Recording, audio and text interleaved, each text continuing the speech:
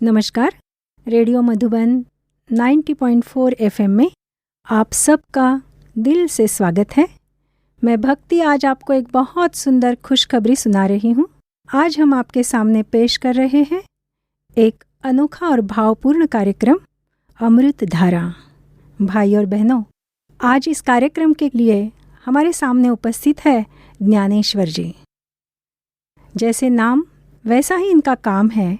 ये बहुत ही अच्छे वक्ता है। इन्होंने कई प्रकार के लेख भी लिखे हुए हैं जिनको पढ़कर कई वाचकों को बहुत अच्छी प्रेरणा मिली है। तो आइए हम देखते हैं इस अमृत धारा में आज कौन कौन सा अमृत हमें मिलेगा।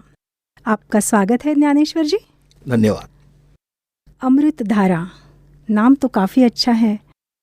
अमृत के बारे में हमने सुना है कि अमृत तो स्वर्ग में मिलता है, तो आज हम इस धरा पर कैसे अमृत धारा को पेश करेंगे? बहुत अच्छा सवाल पूछा आपने। मैं तो बहुत सारी कथाएं सुनता था। पुराणों में कथाएं बहुत अच्छी रहती है और हम लोगों ने देखा है ये कथाएं जो है ना, कथाएं सुनने में बड़ी अच्छी लगती। लेकिन जब मैं कथा सुनता था और मेरे मन में बहुत सारे प्रश्न उठते थे। ये प्रश्न में पहला प्रश्न था ये अमृत। अभी देखिए, ये अमृत ना आपने पिया है ना मैंने पिया है, पर हम अमृत पीना जरूर चाहते हैं। और मैं समझती हूँ ज्ञान सुनना ये भी अमृत पीने के बराबर है। बिल्कुल सही कहा। यह अमृत की बात कर रहा हूं मैं। पुराणों में जो कथन किया है अमृत, वो ना आपने पिया है ना मैंने पिया है ना हमारे जो श्रोतागण है उन्होंने भी पिया है। अभी एक ही अमृत पिया है जिसको बोलते हैं कलयुग का अमृत, और वो है चाय।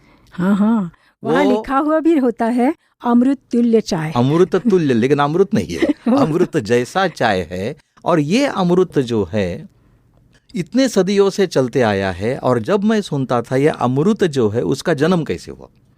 अमृत का भी जन्म होता है। अमृत का भी जन्म होता। भाई और बहनों, आपने सुना है कभी अमृत नाम के व्यक्ति का? तो जन्म हमने सुना है, लेकिन अमृत का जन्म, ये क्या बात है? बिल्कुल सही कहा। पुराणों में बहुत सारी अच्छी कथाएं है, उसमें एक कथा है। ये कथा मैं शॉर्ट में बताता हूँ।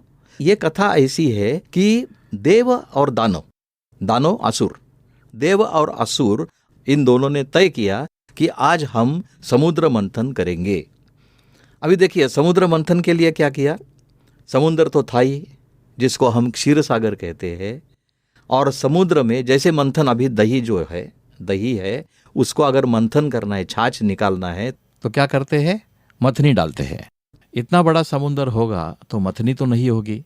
इसलिए उन्होंने क्या किया कि समुद्र में पर्वत जो है उसको उल्टा कर दिया। वो क्या बन गई? मथनी बन गई। अभी पर्वत जो है घुमाने के लिए बहुत बड़ी रस्सी चाहिए। अभी देखिए, कथा ऐसी है कि रस्सी जो है, वासुकी जो सर्पों का राजा है, मीन्स उसकी लेंथ देखो, हमारे यहाँ सर्प कितना बड़ा होता है, 10 फीट 12 फीट 15 फीट। उनका राजा है, उसकी रस्सी बनाई। और एक तरफ असुर थे, दूसरे तरफ सुर थे, सुर में देवता। अभी इन दोनों ने पर्वत को घुमाना चालू किया और फिर पर्वत को घुमाते घुमाते कई रत्न निकल गए, विष भी निकल गया। तो आपने सुना होगा, विष निकल गया, वो शंकर जी ने उसको धारण किया, पिया, और अमृत निकल गया। मेरा कहने का भाव, मैं पूरी कथा नहीं सुना रहा हूं आपको, लेकिन उसमें जो अमृत निकला, और ऐसे बोलते हैं कि अमृत का कुंभ निकल गया, अमृत का कुंभ निकल गया। और ये अमृत पीने के लिए दोनों में लड़ाई चालू हो गई। और फिर मोहिनी का पार्ट हो गया, मोहिनी ने कैसे दिया, बहुत लंबी कथा है। मेरा कहने का भावार्थ यह है, जैसे आपने भी कहा था कि अमृत हमें पिलाओ। अभी अमृत तो देखा नहीं है, अभी अमृत पान कैसे करना है। हमने तो देखा है कि स्वर्ग में अमृत पिया जाता है, परंतु सृष्टि पर कैसे अमृत आप पिलाएंगे, ये हम आपसे सुनना चाहते हैं। ये सृष्टि पर अमृत पिलाने के लिए पहले हमारे पास कलश होना चाहिए। अमृत हाथ में तो नहीं पी सकते, पहले कलश होना चाहिए। और वो कलश में अमृत डालना है। और पिलाएगा कौन? जैसे मोहिनी ने क्या किया था, मोहिनी ने देवताओं को भी अमृत पिलाया, असुरों को भी अमृत पिलाया। लेकिन हुआ क्या, एक तरफ देवता बैठे थे, एक तरफ असुर बैठे थे। मोहिनी इतनी सुंदर थी कि असुर ने क्या किया, असुर मोहिनी के तरफ देखते रह गए, अमृत पीना भूल गए। और देवताएं, मोहिनी सुंदर थी लेकिन उनका ध्यान केंद्रित था वो अमृत के ऊपर था।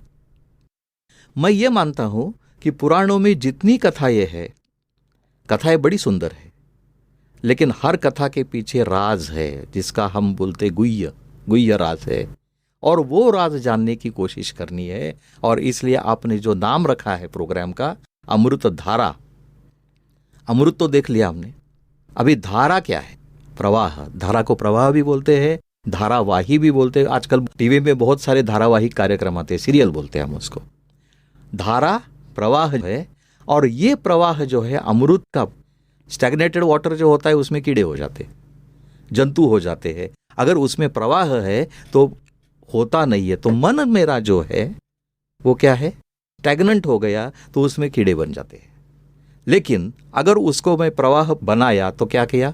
बुद्धि रूपी मथनी जो है उससे मैंने मन के सागर को मंथन कर दिया। वाह, बहुत खूब। भाई और बहनों, हम तो सुनते आए, तोरा मन दर्पण कहलाए, भले बुरे सारे कर्मों को देखे और दिखाए। तो ये जो मन है उसको स्टैग्नेंट तो करना है नहीं, लेकिन इस मन को, इस बुद्धि को कैसे हम एकाग्र करें और इस अमृत का पान करते हुए हमारे जीवन को अमृत बनाए, देखते हैं। अभी ये तोरा मन दर्पण, बहुत अच्छी बात सुनाई आपने। जो मन जो है ना, इसके इतने नाम है। मन को एक सागर कहते हैं, क्योंकि मन जो है इतना विशाल है, और उसको बोलते हैं मन का थांग नहीं लगता, अथांग है। और बुद्धि जो है वो क्या बोलती है? निर्णय करती रहती है। बुद्धि जो है उसको कंट्रोल करती रहती है। और आपने जो कहा था तोरा मन दर्पण, मन दर्पण है, लेकिन किसको देखना है ये भी बड़ी सोचने की बात है। मन दर्पण है तो देखने वाला भी कोई चाहिए, और देखने वाला चाहिए। जैसे आगे माताएं रहते हैं, बहनें रहती है, सुबह सुबह क्या करती है? मेकअप करती है। और देखिए इंग्लिश में जो शब्द है मुझे बहुत प्यारा लगता है, मेकअप। हम बोलते हैं मैंने मेकअप कर दिया, मेकअप कर दिया, टू मेक अप, जो कमी है उसको भर दिया। वाह, बहुत अच्छा। भाई और बहनों, सुबह सुबह आज हमारा मेकअप भी हो रहा है। हाँ, ऐसा भी न हो कि शाम तक मेक डाउन हो जाए। तो लेते हैं थोड़ा सा विश्राम। शांति की शक्ति से शांति जग में लानी है। तो ज्ञानेश्वर जी, आप बता रहे थे कि दर्पण, मेरे चेहरे में मुझे मेरे मन के भाव दिखाई देने चाहिए। कैसे हम ये बता सकते हैं कि मेरा दर्पण है चेहरा? आप बता सकते हैं? अभी इसके पहले मैं बात कर रहा था आपसे, वो था मेकअप। हाँ। और आपने बोला था मेक डाउन, है ना, अप और डाउन।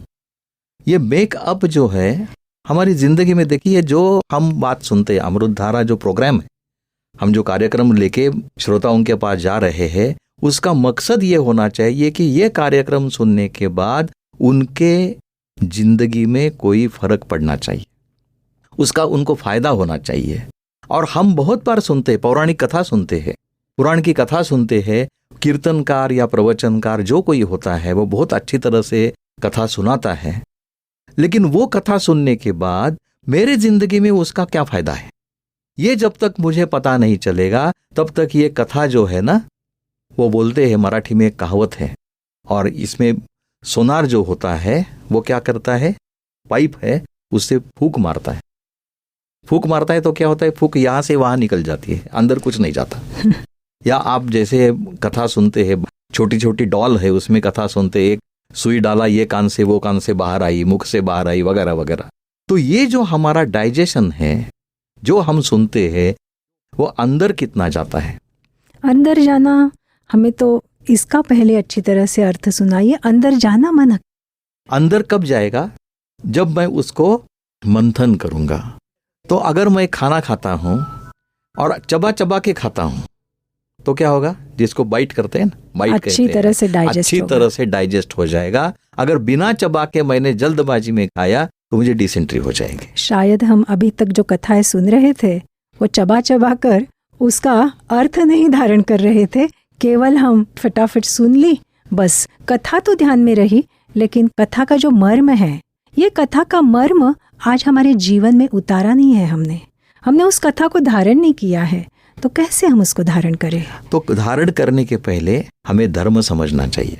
इति धारयति धर्म, अलग अलग प्रकार के धर्म जो है उसके बारे में कोई भी धर्म की बात करता है तो बोलते ये धर्म है, ये धर्म नहीं है। ये धर्म ठीक है, आचरण करने के अलग अलग विधियां है, लेकिन जब तक मुझे धारणा नहीं होती तब तक वो धर्म नहीं है। और इसलिए आपने जो बहुत अच्छी बात की है कि चबा चबा के क्या खाना है वो मुझे देखना है, उसका रस अंदर लेना है, और इसलिए हर कथा के पीछे राज जो है वो मुझे समझना है।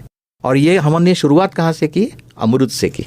हमें लगता है कि हमने राज समझा नहीं और इसीलिए हम जल्दी जल्दी नाराज हो जाते। बिल्कुल, जो राज समझता नहीं है वही नाराज होता है।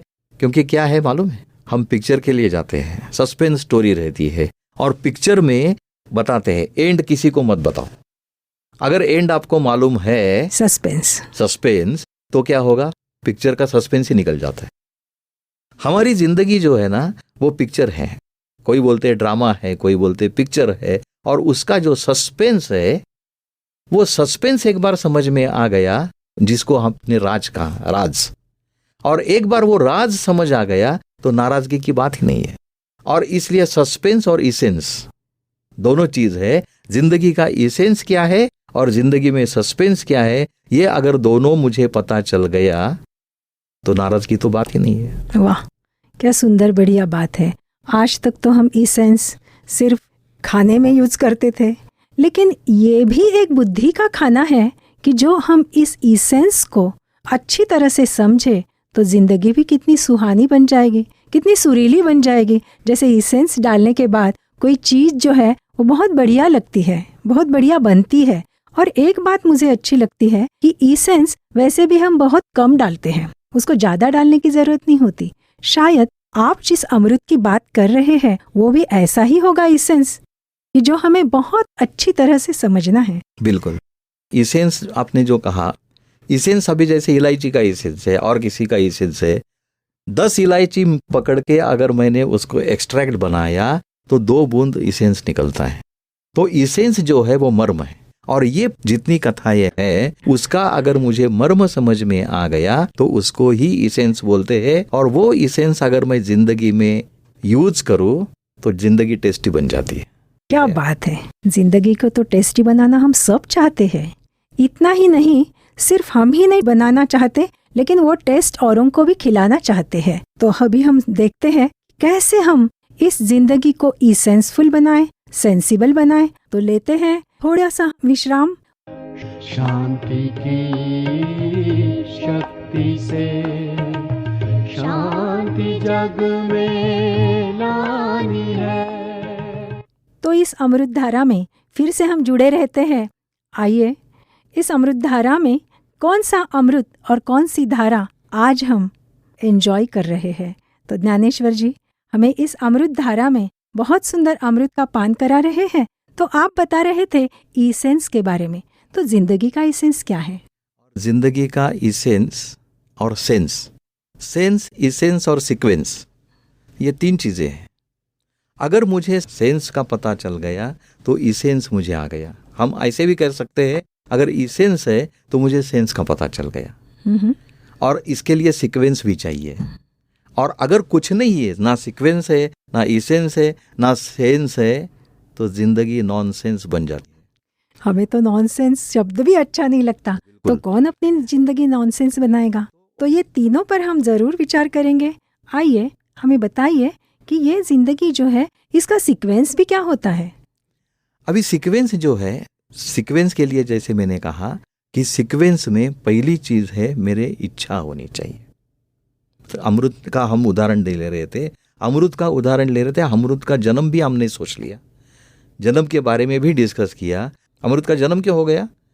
क्योंकि देव और असुर में समुद्र मंथन करने की इच्छा पैदा हो गई और इसलिए अमृत का जन्म हो गया। भले बाद में समुद्र मंथन किया, अभी जैसे हमने डिस्कस भी किया था कि पर्वत कैसा था वगैरह वगैरह। तो पहले समुद्र मंथन करने की इच्छा हो गई, उसके बाद क्या हो गया? उन्होंने मंथन करना चालू कर दिया। इफर्ट्स, पहले इच्छा होनी चाहिए, उसके ऊपर इफर्ट भी आने चाहिए, और फिर इफर्ट आने के बाद उसके रिजल्ट्स आते हैं। लेकिन अगर इफर्ट नहीं है तो रिजल्ट नहीं आते हैं। तो सबसे बड़ी चीज है मुझे इच्छा होनी चाहिए। हमें तो बहुत अच्छी इच्छा है कि हम इस धारा में ऐसे ही बहते चले और ज्ञान का ये अमृत एंजॉय करें। तो यही एंजॉय करने के लिए हम जैसे अमृत के जन्म की कथा है उसमें जाते हैं कि ये समुद्र मंथन जो था, जैसे मैंने कहा था कि पौराणिक कथाएं है, ये सब रूपकात्मक। ये मन जो है मेरा वो सागर जैसा है, बुद्धि जो है वो मेरी मथनी जैसी है, और मेरे विचारों की श्रृंखला, खींचातान बोलते हैं ना हम, और सुर जो है वो मेरे पॉजिटिव थिंकिंग है, और असुर जो है वो निगेटिव थिंकिंग है। लेकिन उसका जब मंथन चालू हो जाता है तब तो मक्खन निकलता है। तो मंथन करने के लिए एक तो मुझे इफर्ट चाहिए, पहले मुझे इच्छा चाहिए, दूसरा इफर्ट चाहिए, और इफर्ट होने के बाद जो मक्खन निकलता है तो मुझे लोगों में बांटना है। ये मक्खन कौन सा है? और ये मक्खन खाने से कोई वेट तो नहीं बढ़ता? बिल्कुल नहीं बढ़ता। ये मक्खन जो है वो बिल्कुल फैटलेस है, सौंदर्य भी बढ़ता है। आजकल क्या होता है कि डाइटिशियन बोलते हैं आपको ये नहीं खाना है, वो नहीं खाना है। जैसे हम मेकअप की बात करते थे, बहुत सारे डाइटिशियन कहते हैं कि आप बटर जो है, मक्खन बाकी सब चीज़ों से मक्खन खाना अच्छा है सेहत के लिए। और इसलिए कथाएं सुनते हैं कि श्री कृष्ण ने क्या किया, मक्खन खाया, मैंने ही माखन खायो, मैं नहीं माखन खायो और मैंने ही माखन खायो। और जैसे श्री कृष्ण ने माखन खाया, माखन चुराया। देखिए, श्री कृष्ण को कोई ला के नहीं देता था माखन, उसका भी सार ऐसा है कि श्री कृष्ण माखन चुराते थे। वैसे ये कथाओं में जाके हमको माखन चुराना है, कथाओं का सार जो है वो करना है और माखन चुराना है। ये तो बहुत अच्छी बात है। आज हम कौन सी चोरी करना चाहिए वो भी तो सीख गए हैं। और सचमुच जिंदगी में भी मैं समझती हूँ ऐसे ही होना चाहिए, जो जिंदगी माखन जैसी हो, जहाँ कोई भी प्रकार की हमें तकलीफ न हो। तो ये माखन कैसे चुराना है? ये माखन चुराना है, उसके लिए क्या करना है? जैसे कथा क्या है कि श्री कृष्ण जी थे, माखन चुराते थे, तब गोपियाँ क्या करती थी, माखन ऊंचा लेवल पे रखती थी, और फिर श्री कृष्ण जी जितने गोप थे उनके कंधे पे चढ़ते थे और वो मटका जो था वो तोड़ते थे। अभी बहुत सारी कथाएं है उसमें। शव जन्माष्टमी में हम क्या करते हैं, गोविंदा बोलते हैं ना, बम्बई में चलता है, बहुत सारी जगह चलता है। गोविंदा क्या करता है, एक दूसरे के ऊपर चढ़ते हैं, और फाइनली जो छोटा बच्चा होता है वो लास्ट में जाता है, मटके को पकड़ता है और उसको तोड़ता है। अभी ये जो कथाएं है, ये तो माखन तोड़ते हैं लोग, उसके ऊपर बहुत सारा शूटिंग होता है, बहुत सारी टीम होती है, लोग एंजॉय करते हैं, बहुत अच्छी चीज़ है। लेकिन ये जो अलग अलग प्रकार की लेवल्स है, अगर उसको मैं देखूं तो सबसे छोटा स्तर, पहला स्तर, फिर दूसरा स्तर, फिर तीसरा स्तर, फिर चौथा स्तर, ऐसे करते करते मेरी बुद्धि जो है, मेरा मन जो है वो ऊंचे लेवल पे जाना चाहिए। वाह, क्या बात है। वैसे भी हमने देखा था कि बुद्धि जो है वो एक बहुत सुंदर, आपने कहा ज्ञानेश्वर जी, निर्णय शक्ति है। लेकिन बुद्धि के लिए हमेशा स्तर शब्द यूज़ किया जाता है। तो ये बुद्धि का स्तर इतना ऊंचाई पर जाना चाहिए जो हमें माखन बहुत सहज रीति से मिले। और मैं तो समझती हूँ ये माखन माना दूसरी कोई चीज़ नहीं, लेकिन ज़िंदगी बहुत सरल हो, आसान हो और सब के लिए एक बहुत अच्छी प्रेरणादायी हो। बिल्कुल सही कहा। और ये जो माखन है, लेकिन रखा कहाँ है उसको? माखन नीचे नहीं रखा है, माखन सबसे ऊंचा रखा है। और उसमें मालूम है आपको, जब अगर कोई मटका तोड़ता है तो उसमें बख्शीशी भी होती है। तो माखन तो मिलता भी है और उसके साथ साथ बख्शीशी भी मिलती है, कई रुपए रहते हैं, कोई रकम रहती है। तो ये जो मैं कह रहा हूं कि माखन खाने की पहले इच्छा हो। दूसरा, अनेक स्तर जो है, पहले स्तर से डायरेक्ट जंप तो नहीं मार सकते, पहले स्तर से दूसरे स्तर, दूसरे स्तर से तीसरे स्तर, और यहाँ पूरा टीम वर्क है। जब तक नीचे का स्तर मजबूत है तब तक मैं ऊपर जा सकता हूं, नीचे का स्तर फिसल गया तो मैं गिर सकता हूं। तो ये अगर मुझे मक्खन खाना है तो मेरे विचारों के स्तर भी मजबूत होने चाहिए। और विचार भी एक श्रृंखला है। तो अगर हम पहले ही गलत विचार करते हैं, या गलत भले नहीं, लेकिन अगर हम नेगेटिव विचार करते हैं, साधारण सा विचार करते हैं, तो उसका स्तर भी ऐसे ही हो जाता है, जो माखन मिलना तो बहुत दूर की बात हो जाती है। लेकिन अगर हमने अच्छा विचार किया, सत विचार किया, तो ये अमृत रूपी माखन हमें मिलेगा, वो बहुत अच्छा होगा। बिल्कुल सही कहा। और ये श्रृंखला जो है ना, वो श्रृंखला भी बड़ी अजीब चीज़ है। अभी देखिए, कभी कभी हम ईश्वर का चिंतन करते हैं, बोलते हैं हमें ईश्वर का चिंतन करना है, ईश्वर को याद करना है, और कोई दूसरा ख्याल मन में आता है, दूसरा ख्याल मन में आता है, और ये मेरे मन में दूसरा ख्याल आ गया, यही मैं भूल जाता हूँ, और उसकी श्रृंखला हो जाती है, कड़ी हो जाती है, कहाँ से कहाँ पहुँच जाते हैं, और फिर पता चलता है मैं इधर किधर आया। ये तो आपने इतना सही कहा, मैं समझती हूँ ये मन की बात आपने कही, क्योंकि मन में ज़्यादातर जब हम भगवान का ध्यान करने को बैठते हैं तभी और विचार आते हैं। आपका अनुभव क्या कहता है? अभी सबसे बड़ी चीज़ है कि जब मैं ये सोचता हूँ कि मेरे मन में ये बुरे ख्याल क्यों आए, अगर इसके ऊपर मैं चिंतन करने लगेगा तो बुरे ख्याल मेरे बढ़ते जाते हैं। इसलिए शायद कहा जाता है कि मन को हम मित्र भी बना सकते हैं, मन को शत्रु भी बना सकते हैं। मित्र बनाना तो हम सब चाहते हैं, लेकिन मित्र बनाए कैसे, इसकी थोड़ी सी नैक हमें मालूम होनी चाहिए। वो कैसे बनाएंगे? वो देखिए, उसमें ये चीज़ है कि मन जो है, मन को घोड़ा भी बोलते हैं, मन को वायु भी बोलते वायु भी हैं। बोलते, मन जो है वो वायु जैसा, मतलब उसको पकड़ ही नहीं सकते। मन को पकड़ना ये बहुत ही बड़ी चीज़ हो जाती है। जैसे वायु अभी यहाँ है तो एक क्षण में दूसरी कहाँ जगह पहुँच जाता है। तो इस मन का थांग कैसे लगाए, मन को जीते कैसे? मन जीत तो जगत जीत, मन जीत तो इंद्रिय जीत, लेकिन वो मन पहले मुझे समझना चाहिए। और इसलिए मैं आपकी जैसे कहता था कि मेरे निगेटिव संकल्प आ गए, निगेटिव संकल्प आ गए तो मैं क्या होता हूँ, मूंझ जाता हूँ, मुझे दुख होता है, अरे मेरे मन में ऐसे बुरे संकल्प कैसे आए, और उसके ही ऊपर मैं सोचता रहता हूँ और फिर बुरे संकल्प आते। उसके बजाय सबसे बेस्ट तरीका ये है कि अगर मन में बुरे संकल्प आए, क्योंकि देखो मंथन करने के लिए एक तरफ असुर थे, एक तरफ सुर थे, ऐसे नहीं थे कि दोनों तरफ देव थे।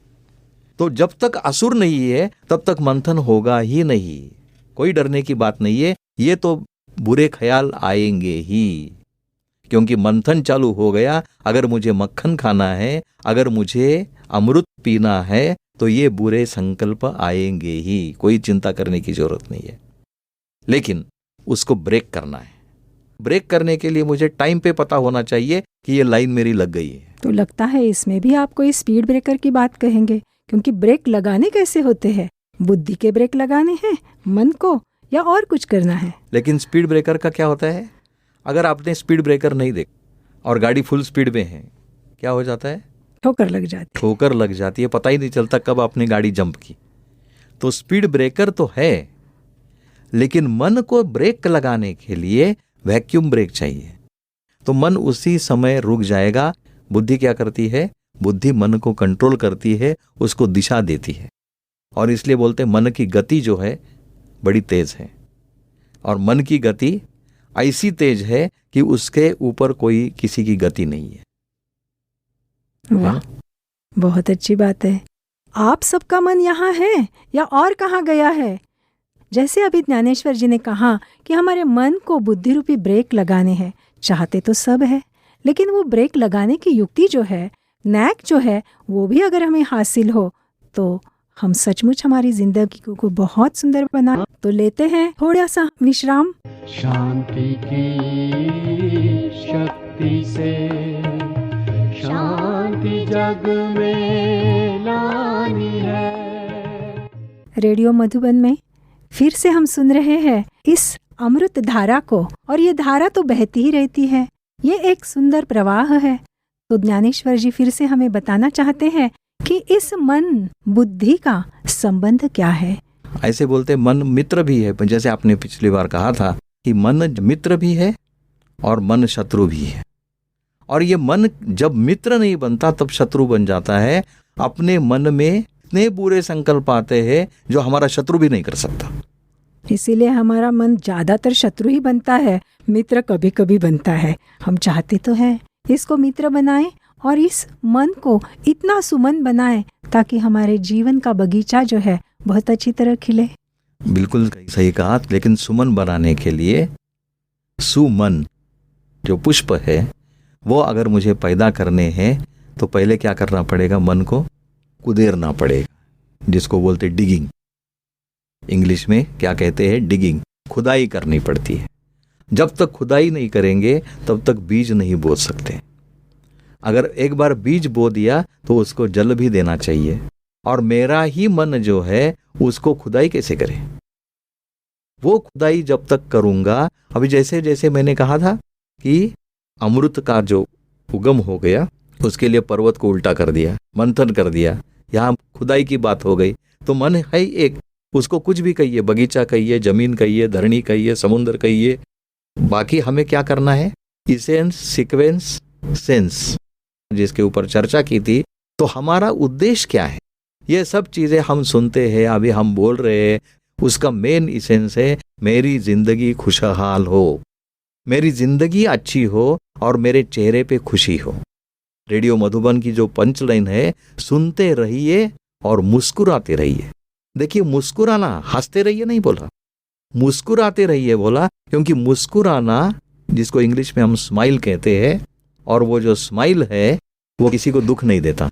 लेकिन हंसना, इंग्लिश में कहते हैं टू लाफ एट। अगर किसी के ऊपर हम हंसते हैं तो उसको दुख हो सकता है, लेकिन किसी के तरफ देखते हुए मुस्कुराते हैं तो उसको खुशी होती है। तो मुस्कुराना अगर है तो मुस्कुराने के लिए पहले मुझे अमृत पान करना है, अमृत पीना है।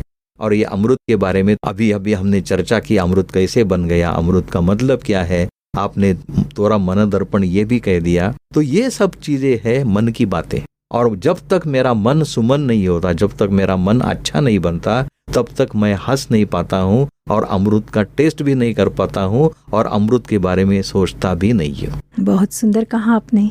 हम सुबह सुबह अगर इतने सुंदर विचारों का अमृत अपने बुद्धि में लेंगे, ये बुद्धि रूपी कलश इतना सुंदर रहेगा, तो मैं समझती हूँ हमारे जीवन का सेंस भी अच्छा होगा, इसेंस भी अच्छा होगा, और फिर जिंदगी में नॉनसेंस शब्द कभी आएगा ही नहीं। तो हम सब चाहते हैं कि ये अमृत धारा सदा हमारे जीवन में बहती रहे, हमारा जीवन ही अमृत में होता रहे। इतना ही नहीं, हम जो दुखी है, जो जिंदगी से बहुत ही नाखुश हुए हैं, उनकी भी जिंदगी में खुशियाँ भरते रहे। रेडियो मधुबन 90.4 FM सुनते रहिए और मुस्कुराते रहिए। अगले एपिसोड में हम आपसे फिर से मिलना चाहते हैं नए अमृत धारा के साथ। तब तक के लिए इजाजत दीजिए। नमस्कार।